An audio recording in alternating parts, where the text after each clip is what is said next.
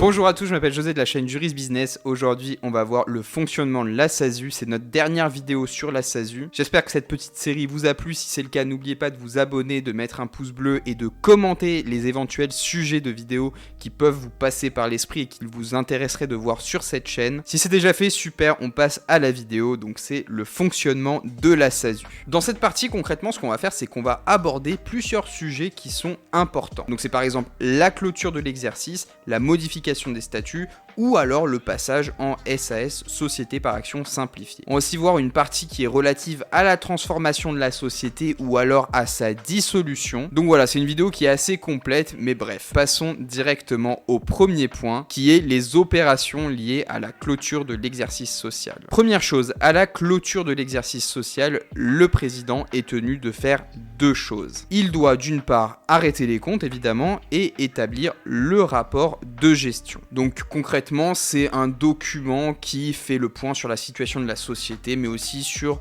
son évolution prévisible. Ensuite, il va devoir convoquer l'associé unique pour discuter avec lui de l'approbation des comptes de l'exercice et de l'affectation du résultat. Dans le mois qui suit l'approbation des comptes, le président doit déposer les comptes annuels au greffe du tribunal de commerce. Il doit aussi verser les dividendes à l'associé unique dans les 12 mois qui suivent la clôture de l'exercice. Donc c'est quand même des délais qui sont vraiment précis et encadrés de manière légale, donc faites très attention à ça. Ensuite, on va parler de la modification de statut. Donc je rappelle, les statuts contiennent par exemple l'objet social et définissent un petit peu les fonctions de chacun.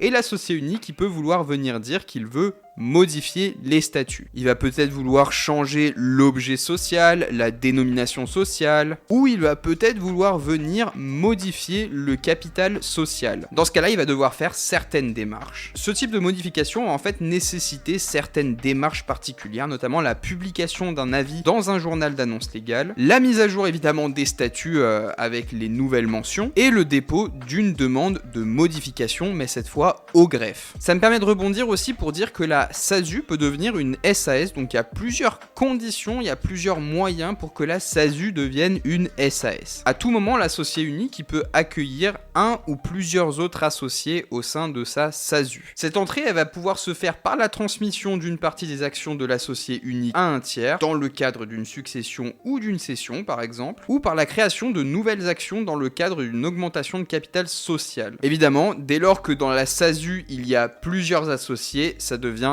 de facto une SAS. En fait, la forme juridique est exactement la même, SASU et SAS, c'est le même mode de fonctionnement. Il n'y a pas de transformation à proprement parler, on passe pas d'un type de société à une autre. La seule chose qui va se passer, c'est qu'il va falloir prévoir et intégrer un fonctionnement avec les autres associés qui viennent d'arriver et de s'adjoindre à cette société. Concrètement, ce qui va se passer, c'est que dans les statuts, il va falloir définir toutes les interactions entre les associés puisqu'on passe en SAS. Donc je le disais, ça ce n'est pas une transformation. Par contre, la transformation de la société en une autre forme juridique est aussi possible. Si l'associé unique souhaite utiliser une autre forme juridique pour sa société, il peut décider une transformation de la SASU en une autre forme de société. Le cas le plus courant, c'est le passage de la SASU en EURL, puisqu'on est toujours sur une forme où, entre guillemets, on est sur une entreprise individuelle. Et enfin, la SASU peut être clôturée, dissoute. Donc cette dissolution peut intervenir de manière anticipée par décision de l'associé unique, par exemple. Il se peut aussi que la dissolution soit prononcée